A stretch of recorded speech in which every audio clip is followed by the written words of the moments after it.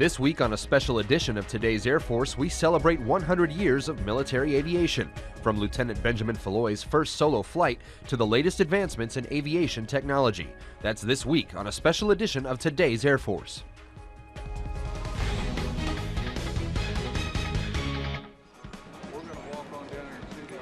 Hello and welcome to a special edition of Today's Air Force. I'm Staff Sergeant Nicholas Kurtz.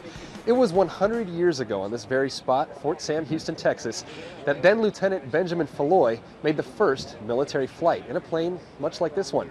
On today's show, we're going to be commemorating that event, as well as taking a look back at 100 years of military aviation. On March 2nd, 1910, Lieutenant Benjamin Falloy made the first solo military flight. With hardly any support from the Army and practically no experience, Lieutenant Falloy became the first pilot in what would eventually become the world's greatest Air Force. Wilbur Wright managed to give me about 54 minutes instruction. Well, that left me as the only man on duty with the Air Force at that time.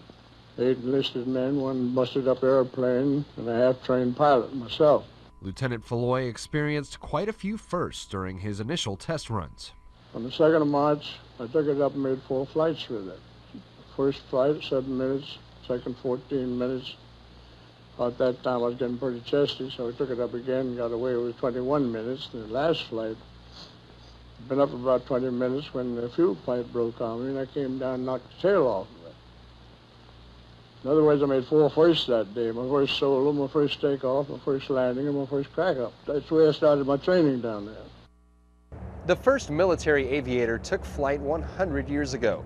Remembering our roots is key to recognizing just how far we've come since then. Military leaders organized a ceremony to commemorate that first solo flight on the very spot where it happened, at Fort Sam Houston, Texas. Senior Airman Chris Piles has the story. Modern military aviation has far exceeded anything the first aviators ever could have imagined when it was first introduced in 1910. The first military pilot, Benjamin Falloy, took to the skies, laying the groundwork for what would become the greatest air power in the world. The exploits of pioneers like Falloy have brought the benefits of aviation to every American citizen. I always wanted to learn to fly. My aunt and uncle owned an airport on my grandmother's farm, and aviation's been in our family for quite a while. Don is a seasoned pilot and a volunteer with the Wright B Flyers out of Dayton, Ohio. The Wright B Flyer was the first aircraft sold to the United States military, and these volunteers have worked to keep this unique aircraft alive for future generations. Lieutenant Falloy was sent down here to train himself how to fly, and he had 2 good flights that day, a 3rd one in the afternoon, and then a 4th one that wasn't so spectacular as far as the landing.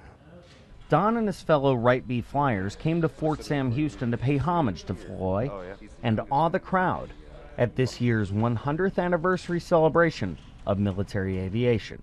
As the centennial event unfolded, spectators witnessed a look-alike Wright B Flyer from the sky over the field dubbed the Brown Bird, while Don piloted another called the Yellow Bird on the ground.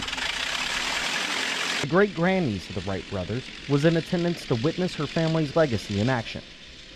My great-uncles, both Uncle Orv and Uncle Will, were true patriots, really loved America, and they spent several years trying to get the military interested in what they had invented because they thought the airplane could be used, in their words, for the betterment of civilization. Advancements in aviation technology have come leaps and bounds in the last 100 years. Just imagine what's in store for centuries to come. Senior Airman Chris Piles, Fort Sam Houston, Texas.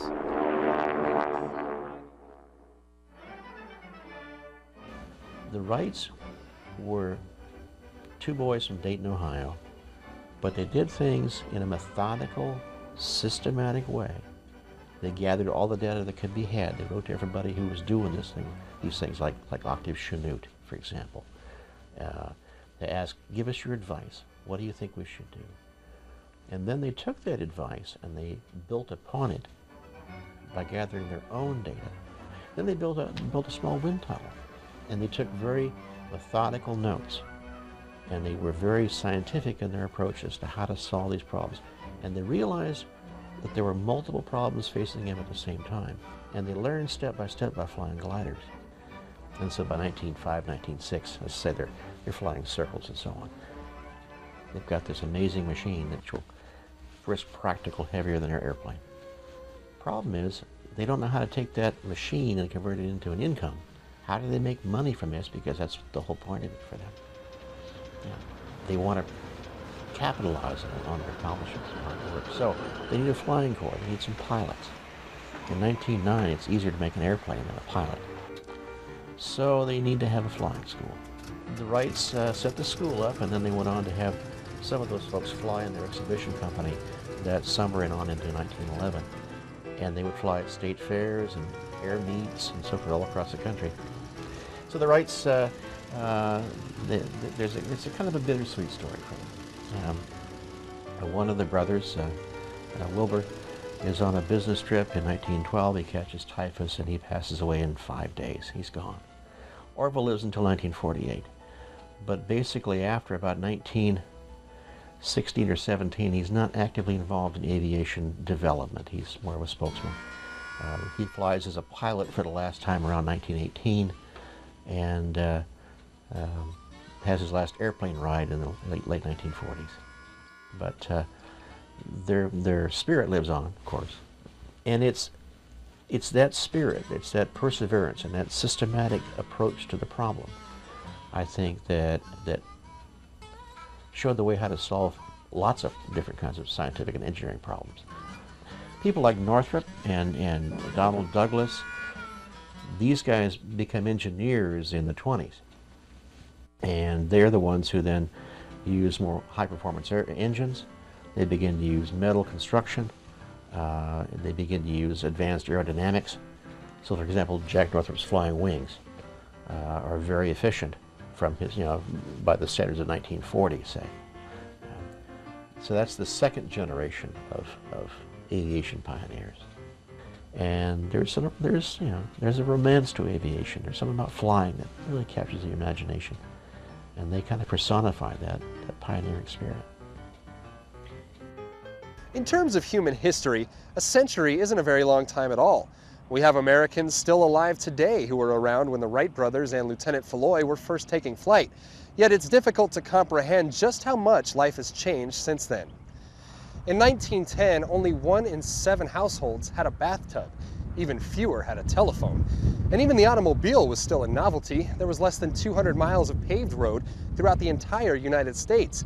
So to say we've come a long way since then is just a bit of an understatement. As aircraft technology has advanced at breakneck speed, one thing has remained constant: the need for brave souls to test out new planes. And for the past 6 decades, there's been one place for them to do that: Edwards Air Force Base, California.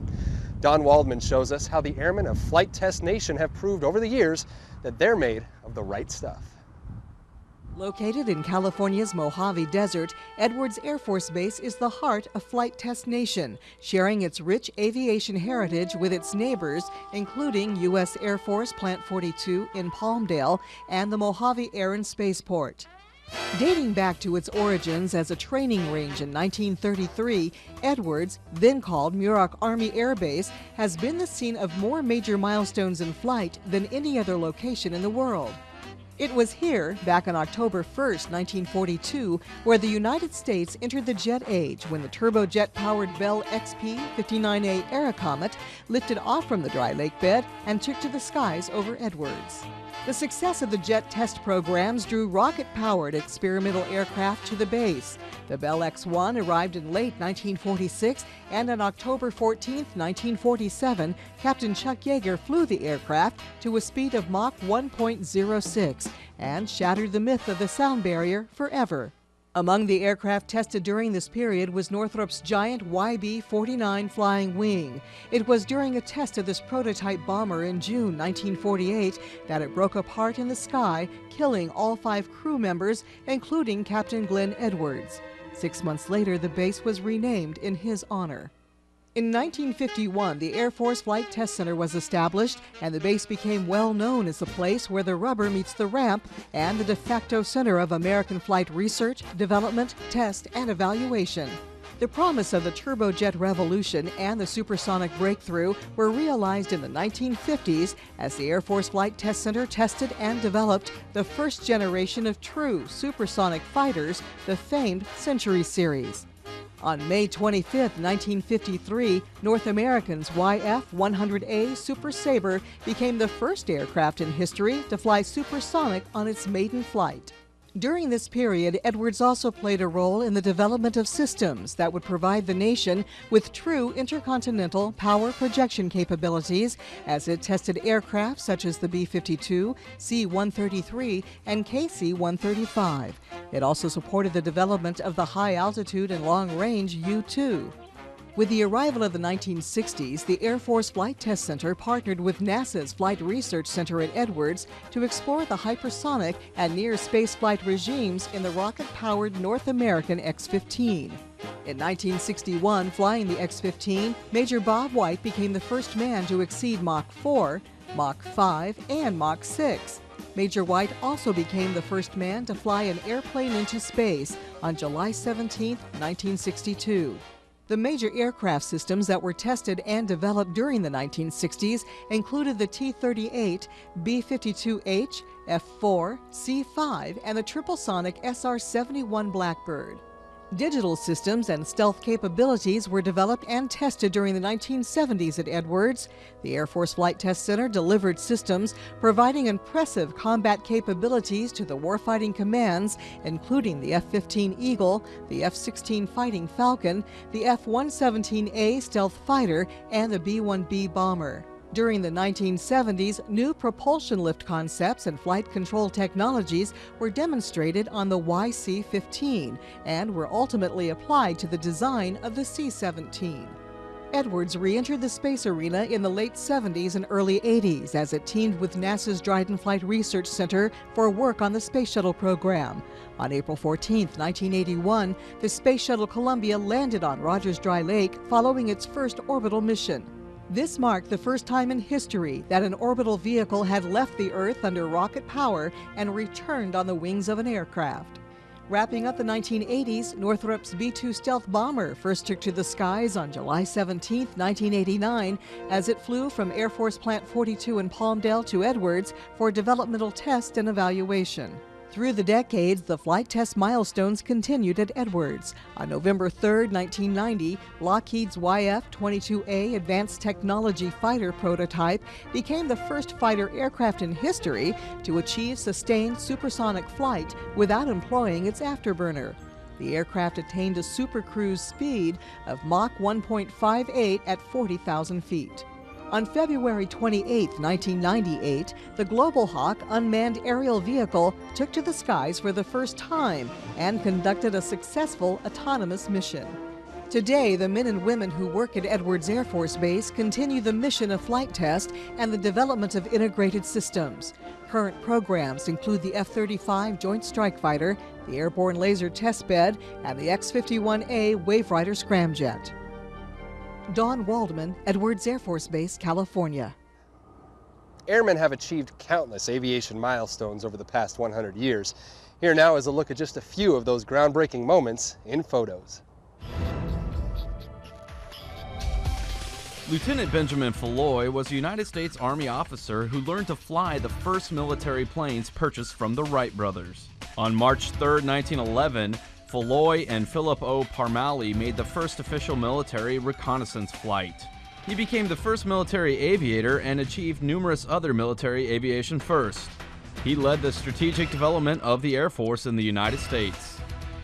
Charles Elwood Chuck Yeager is a retired Major General in the United States Air Force and noted test pilot.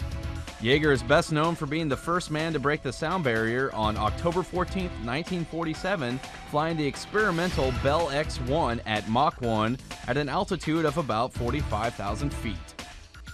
The Apollo 11 mission landed the first humans on the moon. Launched on July 16, 1969, the third lunar mission of NASA's Apollo program was crewed by Commander Neil Armstrong, Command Module Pilot Michael Collins, and Lunar Module Pilot Edwin Buzz Aldrin. On July 20th, 1969, Armstrong and Aldrin became the first humans to walk on the moon. The SR-71 is an advanced long-range Mach 3 strategic reconnaissance aircraft.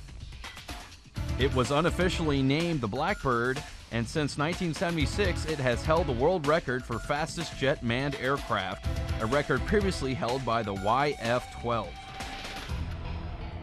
The F-22 Raptor is a single-seat, twin-engine, fifth-generation fighter aircraft that uses stealth technology. It was designed primarily as an air superiority fighter, but has additional capabilities that include ground attack, electronic warfare, and signals intelligence. The Raptor's combination of stealth, speed, agility, precision, and situational awareness, combined with air-to-air and air-to-ground combat capabilities, makes it the best overall fighter in the world today.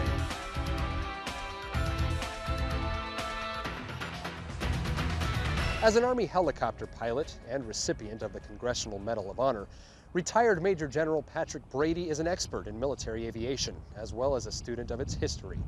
The way he sees it, our domination of the skies is one of the biggest contributing factors to America's military power. Aviation took us to a third dimension. There's no way that the country would be as powerful it is if we did not have the greatest aviation resource in the world. And it's going to go beyond that. I mean, we're going to go all the way up into space, and the people who control space eventually will be the most powerful people on the planet. No question about it. It wasn't long after we'd mastered powered flight that America's top minds turned their attention towards space. In 1961, President John F. Kennedy challenged Congress and our fledgling space program to go where no man had gone before, to the moon. Just 8 years later, the first man to do that became a true legend of aerospace. It's one small step for man, one giant leap for mankind.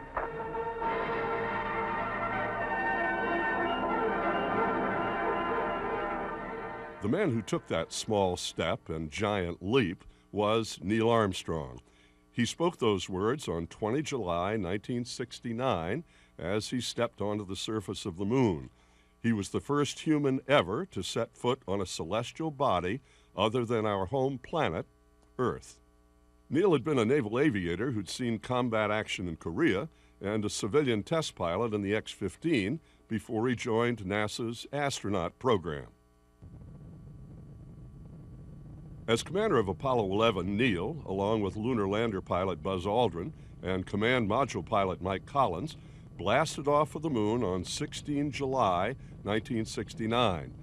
Imagine a 35-story building being lifted straight off the deck by 160 million horsepower of rocket propulsion, and you'll have an idea of what that launch was like. Despite that, Neil's pulse never went above 109. The linked command, service, and lunar lander modules covered the 380,000 kilometers between Earth and the Moon in 3 days, 3 hours, 49 minutes. Average speed, 5,000 kilometers an hour.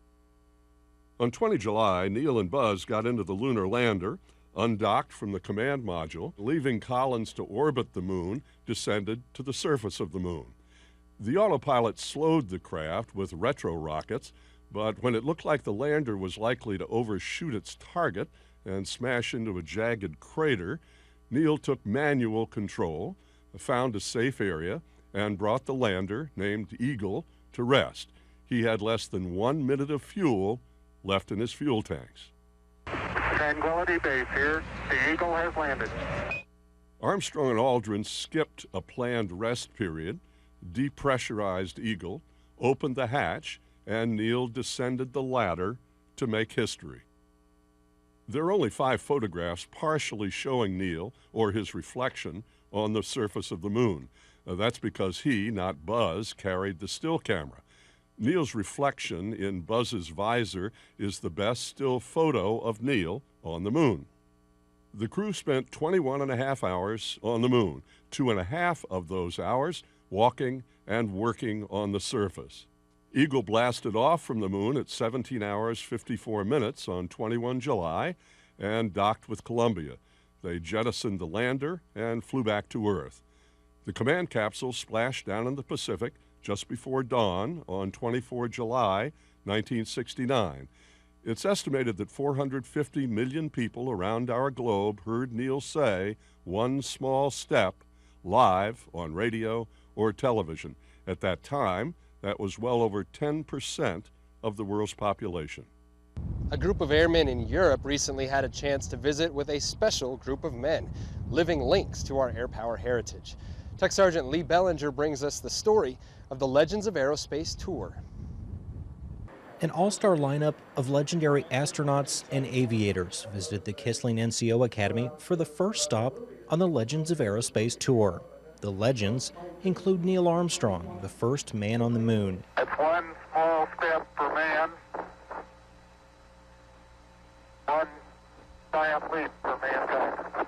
Gene Cernan, the last to walk on the moon. When we return this rock, or some of the others like it to Houston. Jim Lovell, the Apollo 13 commander.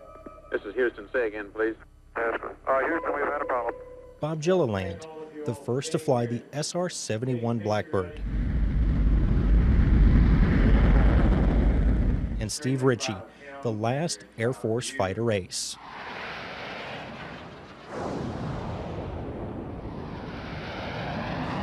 Getting this historic group to say yes to a tour for the troops was easy. I said yes because I'm sitting back home and there's a lot of legends out here, stationed all over the world that I'd like to see and thank for all the work they're still doing. It's a payback on my part. I've been so lucky. I've been in the service most all my life, naval aviator, and a lot of things went my way. It's my turn to give something back. So for this first stop, it's a panel discussion moderated by David Hartman.